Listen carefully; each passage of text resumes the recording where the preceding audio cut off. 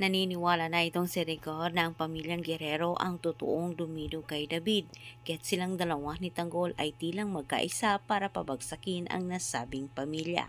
Samantala, mag-uunahan na itong si Miguelito, Roberto at Olivia sa pagkuha ng titulong hawak ngayon ni Marites. Nais nilang isa sa kanila ang makahawak nito at mapunta sa kanila ang mga ari-arian. Walang balak naman itong si Miguelito at Roberto na sundin ang utos ni Gustavo na huwag galawin itong si Tanggol. Ngunit binabalaan naman ni Ramon itong si Marites. Siya'y nag-alala dahil baka tama umano ang babala ni Olivia na maaring ginagamit lamang umano ni Gustavo ang nasabing titulo para mapaikot si Tanggol. Ngunit pinaghahawakan naman ni Marites ang isang salita ni Gustavo.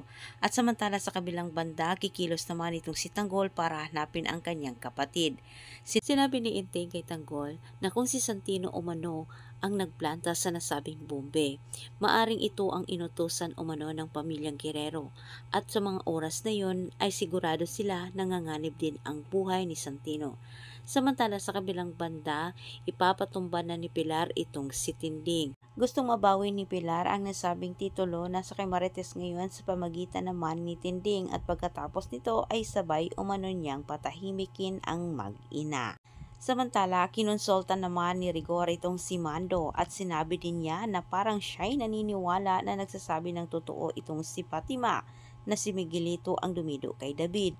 Hindi inasahan ni Mando na masabi ni Rigor sa kanya na nais nitong makausap itong si Tanggol para sila ay magkaisa umano sa paghihiganti ni David.